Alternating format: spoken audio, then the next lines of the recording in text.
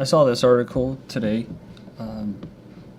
from Defense One. It was being carried by InfoWars.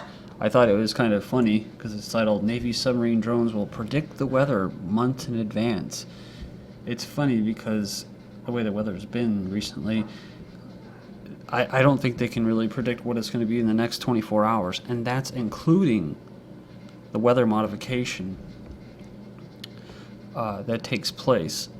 So they'll predict that it's going to be, here in the upper Midwest or just in the Midwest, 42 degrees, 51 degrees, and I've seen that I don't know how many times now. And then it'll be like yesterday, 13 degrees. So, like I said before, I've mentioned this before, that it makes you wonder if some of these weather places actually get updates or just false information from NOAA or National Weather Service based off the spraying of what they're doing. But there's I wonder if there's some kind of coordination going on there. Here's the actual chemtrail forecast. They don't have the 5-day anymore. This is at theweatherspace.com. If you want to check it out, theweatherspace.com. This was early today, Friday. Basically the Northwest and the Upper Plains getting hit, including the entire state of what looks like to be Wisconsin tonight. Illinois, Wisconsin, that area. But I guess basically the next thing is day 2, which is Saturday. You have almost all of Texas and the south parts of Mexico getting hit up. And then looking at Sunday? Again, the Northwest, Pacific Northwest, along with the South, still blanketed by chemtrails and parts of the center part of the country. As far as the Haarp status goes, long wave, this is what you're looking at, pretty high, moderate to high for part of the country. I mean, you can see it right here for yourself. Basically the West Coast and the eastern part of the country. When you look at what we saw down here, if this is pulsing over here and pulsing over here, it's pushing those chemtrails up, right? Pushing the chemtrails down and out. So, okay. Moving on here, we have this long-term global warming to be significant, says a study. Again, I saw this article a couple days ago and kind of made me laugh again, because I guess you just have to laugh it off. A new study suggests Earth's climate will likely continue to warm during this century, on track with previous estimates despite the recent slowdown in the rate of global warming. The research was conducted by basically NASA. It says the Earth is likely to experience roughly 20% more warming than estimates that were largely based on surface temperature during the last 150 years. So they go on and say what the temperatures have increased so far since 1951.22 Fahrenheit. And so is it the spraying or not? I have my own theories. People will disagree with me, whatever. The period of no global warming will soon be longer than the period of actual global warming from Forbes. Someone sent me this article a while back from 2/24 of this year. They said that the period of global warming actually lasted about 20 years, from the 70s, the late 70s, to the late 90s. Before that, the globe was dominated by 30 years of global cooling, giving rise in the 1970s to media discussions of the return of the Little Ice Age. As the record of satellite measurements of the global atmospheric temperatures shows no warming for the last 17 years and 5 months, from basically September 96 to January 2014. Now we move to this, March 13th of this year. Davis Strait polar bear habitat higher now than in 1979 and early 1980s. So they appear to be vulnerable to the supposed effects of global warming. But it goes on and says that they've been upgraded to stable status. Part of the reason they say is that the sea ice is growing. It seems that the sea ice in the Davis Strait is well above normal for this time of year, 10% above average. It's higher than it's been in 25 years. You guys have probably seen this. This is from March 8th. Harsh winter causes the greatest Great Lakes ice cover since 1979, and I believe it was about 90% covered, frozen over.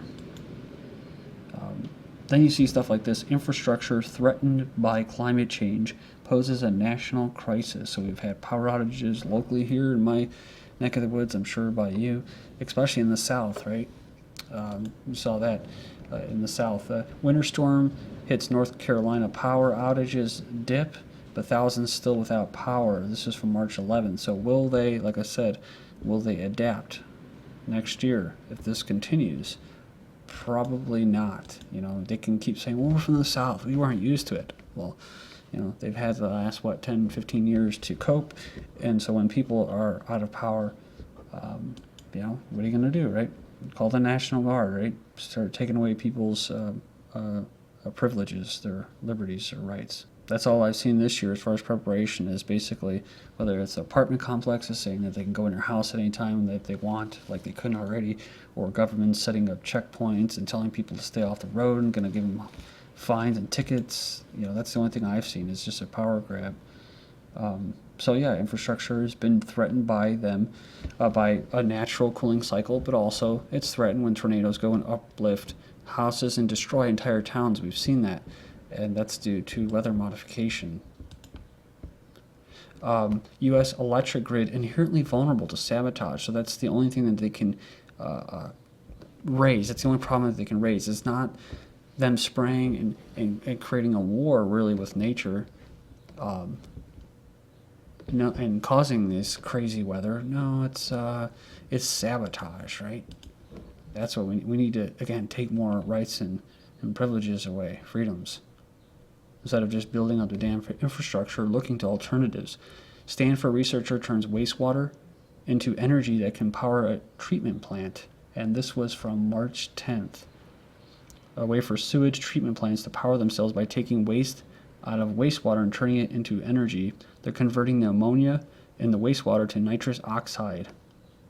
Nitrogen is found in ammonia, which naturally occurs in urine, and when it's released back into the water stream, it can kill ecosystems.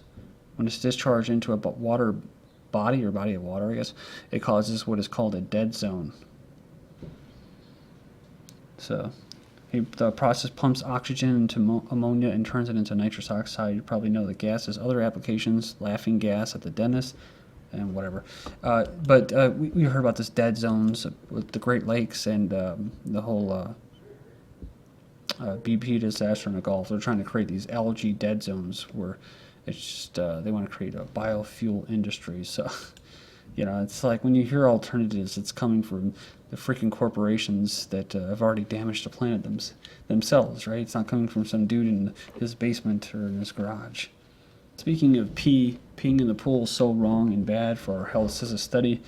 Again, you may have seen this. 20% of Americans urinating are urinating where others swim. Besides being disgusting, it can be seriously harmful to your health. So they said that uric acid, a byproduct of urine, and chlorine combined.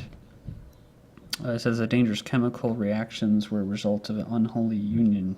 A gas, a combo kicks up this cyanogen chloride, a gas that can harm the central nervous system, heart, and lungs if inhaled. This uric acid is linked to 24% to 68% of this byproduct in pool water. Harvard's saying that fluoridated water is causing cognitive disorders. We've already covered this before at GGN as far as at lowering IQ. But this study says the toxins causing autism and ADHD could be coming from the water. Called a developmental neurotoxin, and they say here that it's related to neurodevelopmental disorders. They've doubled over the last 7 years, from 6 to 12. The study admits that there are numerous chemicals to blame, but they say they don't mention whatever fluoride as being the culprit. Since 2006, according to this article, the Sydney Morning Herald, the number of chemicals known to damage the human brain more generally are not regulated to protect children's health, or anybody's health for that matter. Food packaging chemicals may be harmful to human health over a long term, something that we probably already knew. Synthetic chemicals used in packaging can hurt people. So, but it says that although they're regulated, people who eat these foods that are are wrapped in this synthetic material are likely to be chronically exposed to low levels of the substances throughout their lives. It's a cause for concern for several reasons. Some of them include toxins such as formaldehyde, which causes cancer, and are legally used in the materials.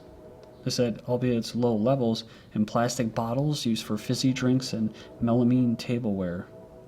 They disrupt hormone production, also crop up in something including bisphenol A. Side note, I thought I'd include this. French government's pressuring the European Union to take action on endocrine disrupting chemicals, which is basically what we were just talking about, the bisphenol A. Chemotherapy for people with end-of-stage cancer. It's a big scam. Half of end-of-stage cancer patients receive chemotherapy during the last few months of their life, and those who received this treatment were more likely to die in a hospital intensive care unit hooked to a ventilator rather than at home, as they would have preferred, says a new study. These patients were less likely to have discussed their end-of-life wishes with their doctor compared to end-of-stage cancer patients who opted not to continue chemotherapy. Labor force participation hits record low for Americans in their 20s, and that's going to be pretty much the future, I think, especially as automation and technology increases. The labor force participation rate in 2013 for Americans in their 20s hit the lowest level, basically a record since 1981. But desperate times mean desperate measures, right? Poor Brits advertise body organs for sale on Facebook. Poverty-stricken British people have basically went to social networking websites like Facebook and that, in a desperate bid to make some income through selling their body organs. So it says it's unlawful. It's actually illegal for a person to sell their own organs. It doesn't make any sense. They actually send them to jail. But they'll allow these Israeli organ snatchers to run rampant. Therefore, poor Britons, and not to mention the pharmaceutical complex, which basically experiments on people. Therefore, poor Britons fly to the Far East where they can flog their organs for cash in the black market. And it's not just workers being overtaken by technology. It's also people that were holding the elite's wealth. They're also... So another person 2 days ago, trader, kills himself, ran into basically a train. His name was Eddie Riley. This is from the 5th. You've probably already seen this, but one company is actually trying to make meat from celebrity tissue samples. It's not bad enough to adore these people and, spend all your time watching them and thinking that they're your buddies. They actually create meat now, so using stem cell tissues. This is their actual website. People say Soylent Green. Well, it's not exactly, because I don't think people really knew in that movie that they were eating other humans. But this right here, they would want to do it, and there will always be people that would want to do it. I saw a Lay's commercial, the potato chips, and it was like these potato people, Mr. Potato Head, and he was like coming home and his wife's crunching away, and he goes in there and she's eating potato chips, and he's like, "Oh, honey, how could you? That's just wrong, And she just like all sexified, like, "Ooh, I'm gonna be bad," and like, you don't think about it. They're promoting, cannibalism. Very subtle what they do, in these movies and shows. They really do push that stuff. Hospitals, doctors are asking to help spot terrorists in a new NHS policy. They're training the staff to identify them. A 56-year-old woman was imprisoned because the hospital claimed that her prayers are a sign of mental illness. So she's a 56-year-old spiritual author held captive in a psych ward for nearly 5 days. She was on a 15-day spiritual fast, and it says by the 15th day she was starting to get delirious, and the last day the woman grew faint and called her mother for assistance. So after she recovered from her woozy state, she prayed audibly and read from the Bible. So the doctors noticed this and diagnosed her with bipolar disorder. Scientists actually scanned a woman's brain during an out-of-body experience. Instead of there being some kind of balance between science and spirituality, they say, no, this was a condition, synesthesia, where people hear colors and smell sounds. Star of a new show, Cosmos, scientist Neil deGrasse Tyson says the media needs to stop giving equal time to anti-science views. Is that anti-global warming people? Or either way, he spoke of the hypocrisy of people rejecting modern science while embracing the very best of scientific discovery. He says without it, we would go back to the caves. Some people that say that mankind is actually enslaved by technology. Either way, thank you.